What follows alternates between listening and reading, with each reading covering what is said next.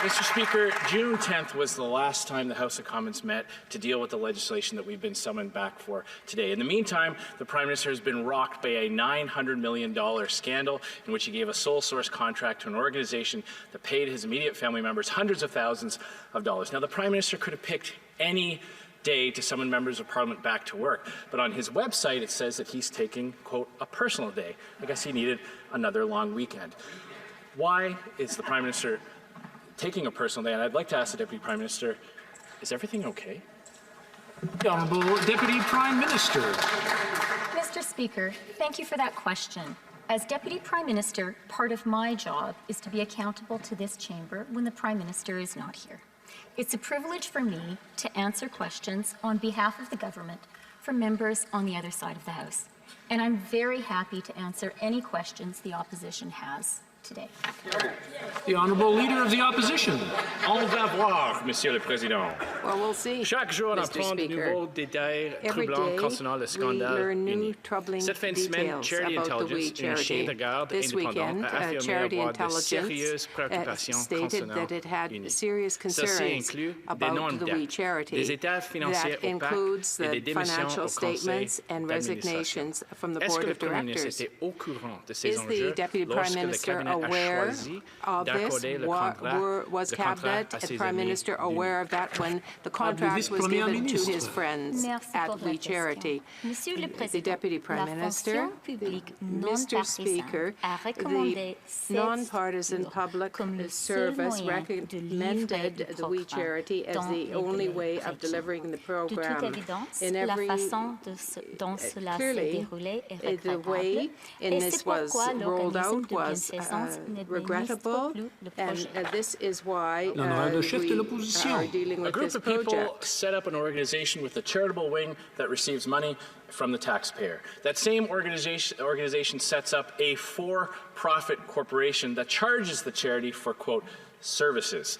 At the same time, the charity and the for-profit are gobbling up tens of millions of dollars worth of prime Toronto real estate, all the while giving a platform and endorsements to the politicians who approved the grants in the first place. Now, this isn't a plot line in a Sopranos episode, Mr. Speaker. This is the Prime Minister's current scandal. So will the Prime Minister show up at committee and testify? Honourable Deputy Prime Minister. Mr. Speaker, the nonpartisan public service recommended this structure as the only way to deliver the program in the required time. Obviously, the way this unfolded was regrettable, and that is why the charity is no longer administering the project. When it comes to the committee, we are cooperating with it as we ought to do. Leader of the Opposition. Mr. Speaker, it's odd that the public service would come up with this idea all on their own. Charity Intelligence, a watchdog for charitable organizations, says WE has no experience delivering this kind of program. Quote, I'm not sure how you would assess the charity's track record or capability to do this if it had not previously done such work in the past. That's from the managing director, Kate Baheen. Now, the Liberals say it is the public service that recommended WE, and yet it was WE that sent a proposal to manage this program directly to Rachel Wernick on the same day that the Prime Minister announced the program. So who in the Prime Minister's office prepped WE for this announcement? Honourable Deputy Prime Minister. Mr. Speaker, I'd like to thank the member opposite for the question. As we heard clearly last week at committee, it was the nonpartisan public service that recommended this structure as the only way to deliver the program in the required time. Let me also be clear with Canadians that the way this unfolded was regrettable, and the charity will no longer be administering the project. The Honourable Leader of the Opposition. Contrary to what the Deputy Prime Minister is saying, Mr. Speaker, nothing is becoming clear from testimony at the committee. In fact, on the Ethics Committee, Liberal members shamefully filibustered and ran out the clock so they wouldn't have to answer these types of questions. Getting up in the House of Commons and responding is not the same as giving an answer to very specific questions. Charity Intelligence went on to say that in 2018, the auditor flagged for the first time that WE Charity was in breach of its bank covenants. That is a massive, massive red flag, end quote. Now, either the Liberals were aware of these issues and still approved the decision, or they were incompetent. It's either corruption or incompetence. Which is it? Deputy Prime Minister. Mr. Speaker, it is neither. And let me simply be clear, as we heard from Canada's excellent public service last week, it was our nonpartisan public service that recommended this structure as the only way to deliver the program in the required time. Now, obviously, the way this unfolded was regrettable, and that is why it's important for me to assure Canadians that the charity is no longer administering the project. C'est un autre exemple du gouvernement libéral qui donne des belles paroles en public, mais qui travaille pour les amis proches derrière les portes closes. Si le gouvernement libéral voulait vraiment aider les étudiants, il pouvait utiliser les programmes existants.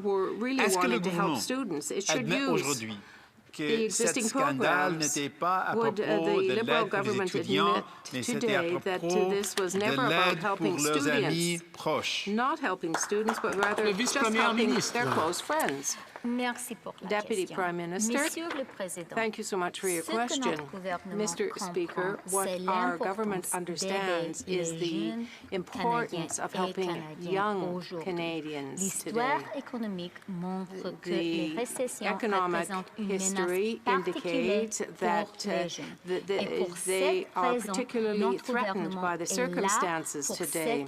cette génération. The Liberal C'est une government promesse du côté is de there notre for this young gouvernement à tous generation. les This is a Canadiens et promise that we Canadiennes. make to all The honourable Canadians. member for Burnaby South. There were lots of ways to help students. This was not it. What was it? It was a $1 billion bailout of close friends of the Liberal Party and of the Prime Minister.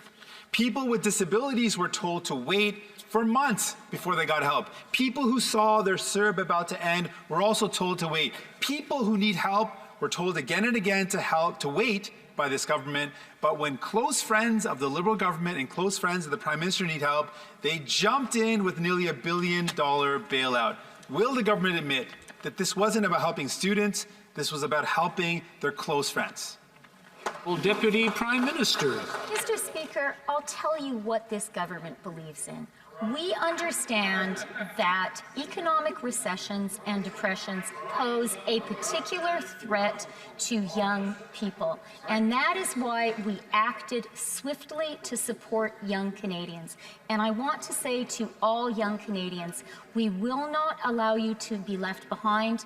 We will not allow you to be a lost generation. Honourable member for Leeds, Grenville, Thousand Islands and Rideau Lakes.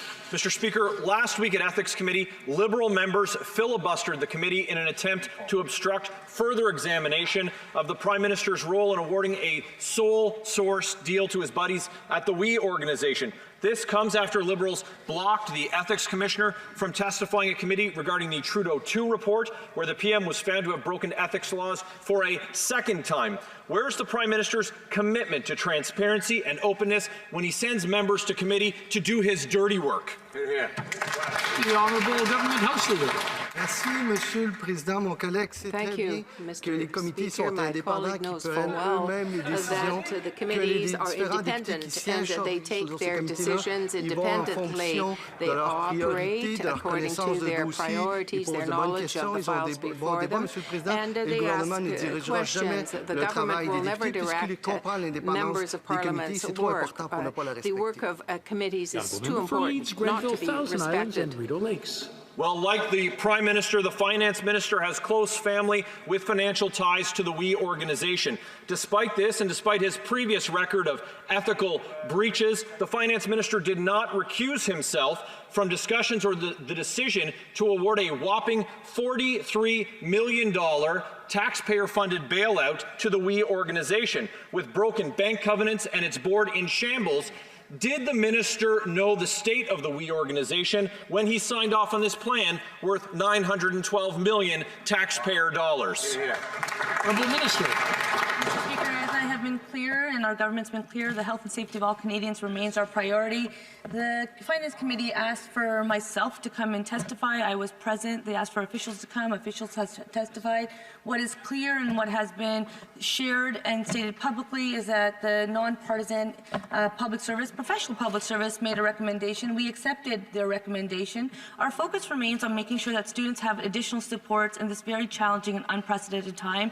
It was a contribution agreement that was signed and negotiated negotiated between the public service and We Charity. Mr. Speaker, I did sign off on that recommendation. It was the only one they provided, and after due diligence, I'm confident that they did their important work. Thank you, Mr. Speaker. Well, this new scandal is such that transparency is even more important with respect to the Prime Minister and his cabinet. Will the Prime Minister lift the veil and reveal all the truth to Canadians? The Honourable Minister. Mr. Speaker, as I said, the intent was always to bring together students and an ability to access the bursary. As I have said to the committee when I was there, I was there because I was asked to appear. We asked the public service to make recommendations, and I accepted their recommendations. The Honourable Member for Carleton. She says that she and the government did due diligence before granting this $912 million contribution agreement to We Charity. Did this due diligence demonstrate through the publicly available sources that We Charity had somehow accumulated over $40 million of real estate? The Honourable Minister of Diversity, Inclusion and Youth. Thank you, Mr. Speaker. Mr. Speaker, so members of all parties passed a motion at the Finance Committee to ensure that I could appear to provide these answers. They also requested that officials appear, and officials also appeared last Thursday to provide these information in a public format so that this information could be available. As I shared at committee, and I continue to share, that the nonpartisan professional public service made a recommendation. I am confident that they did their due diligence. Any of the information that was shared with me from the public service, I shared at committee to ensure that Canadians and members could have those answers. It was a contribution agreement that was signed because our focus was on students and not-for-profits in this very challenging time. The Honourable Member for Carleton. La question était oui ou non. Yes, but the question was yes or no. Did the public service or did the government know that this organization had acquired more than $40 million worth of property? Perhaps we'll know the answer one day. Here's another question. If the government's telling the truth, that it respects committees, the committee invited the Prime Minister to appear to testify. So now, yes or no, will the Prime Minister appear? The Honourable Minister. As we have stated, it's very regrettable the way the situation has unfolded. As the Prime Minister has also stated that he recognizes that he should have recused himself. We know that the Conflict of Interest and Ethics Commissioner is doing an investigation. We have stated that we would comply with them. To the member's first question, any of the information that was made available to myself, I made available to committee members, and it was on their recommendation that I accepted their recommendation, because for our goal was always to deliver for Canadians, to provide an additional support to students. We recognize that not-for-profits are also facing a very challenging time, so it was an opportunity to put in a program that would help people in a very challenging time. The We Charity scandal continues to deepen. More troubling details are being revealed daily. With their filibuster in the Ethics Committee last week, it would seem that they are hiding something embarrassing. Every minister should be asked about their connection to We. The Transport Minister, the Employment Minister, and the Foreign Affairs Minister have made it clear that they knew nothing about the Prime Minister's conflict of interest. The rest of Cabinet, however, must come clean. Can the Minister tell us if she was aware of the Prime Minister's blatant conflict of interest? Well, Minister. I've been clear that my focus as the Minister of Youth has been on ensuring that young people have the supports they need during this pandemic. The member asks very good questions, and that's exactly why when members of all parties supported a motion at Finance Committee to have us appear, I appeared. The first possible opportunity to have myself appear, I was there, and I made sure that my officials were there as well to answer these very questions. What is clear is that the Public Service made a recommendation. I accepted their recommendation because my goal will be to ensure that young people have the supports they need, and I shared all that information. It's publicly available. Thank you, Mr. Speaker. Member for Calgary Skyview. Mr. Speaker, this Prime Minister does not believe that the rules apply to him. Outsourcing nearly $1 billion of taxpayers' money to an organisation with not only close ties to his party but also to his family is greatly disturbing. It's always one set of rules for Liberals and another for everyone else. We've seen here today that the Liberals refuse to answer the questions we have about the scandal. When will the Prime Minister agree to testify at committee? Good question. Honourable Minister. Mr. Speaker, the health and safety of Canadians is a shared responsibility, and that's why we continue to work day in, day out to ensure that those supports are available. Members of the Finance Committee, members of all parties of the Finance Committee asked me to appear, and I appeared. Officials appeared as well. And what officials also reiterated was that they made a recommendation based on the organization having the capacity to deliver this substantial program in the timeline needed. These questions have been answered, and we will continue assuring Canadians, reminding Canadians that we will be here to support them, and the Conservatives continue to do their tactics, but we will stay focused on them. Thank you, Mr. Speaker. Member for St. Albert, Edmonton. Mr. Speaker, Canadians deserve answers after the Prime Minister got caught awarding $1 billion of taxpayers' money to WE, an organization that benefited the Prime Minister politically and socially and enriched his family. The Prime Minister famously said that sunshine is the best disinfectant. So, will the Prime Minister let the sun shine in and appear before the Finance Committee to answer questions about this sordid affair, or will he continue to hide?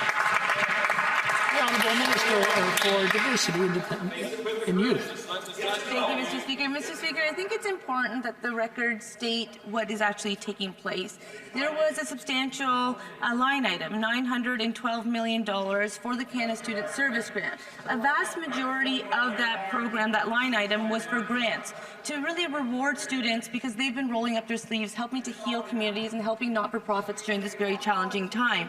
And it was a contribution agreement that was signed, and at maximum, which we know will not happen because We Charity is no longer delivering this program, they would have been able to receive a maximum of 43.5. Mr. Speaker, it's also important to note that the Conflict of Interest and Ethics Commissioner is investigating, and we will... The Honourable Member for London Fanshawe. Mr. Speaker, once again, the Liberals are in trouble after handing over almost $1 billion contract to their friends at WE. Meanwhile, students have to wait to get paid for the time that they have already spent working in their communities. That was time given in good faith. During COVID, students are facing disruption in their studies and lack of employment opportunities. Their futures are at stake, but Liberals prefer keeping their wealthy friends wealthy instead of helping students to make ends meet. When will the Liberals put the future of students ahead of the interests of their friends and the well-connected? Mr. Speaker, I would like to share with the member, because she's obviously not seen the $9 billion student support program that we put forward. And so we announced $9 billion in support, including the creation of the Canada Emergency Student Benefit. We doubled Canada student grants for full and part-time students. We instituted a 6-month moratorium on Canada student loans. We increased funding for First Nations, Inuit, Métis students for post-secondary during this very challenging time. We created an additional 10,000 additional jobs through the Canada Summer Jobs Program. Mr. Speaker, the list is long because we are here to ensure that there is a suite of programs to support students during this very challenging time. We will continue to ensure that they have those supports.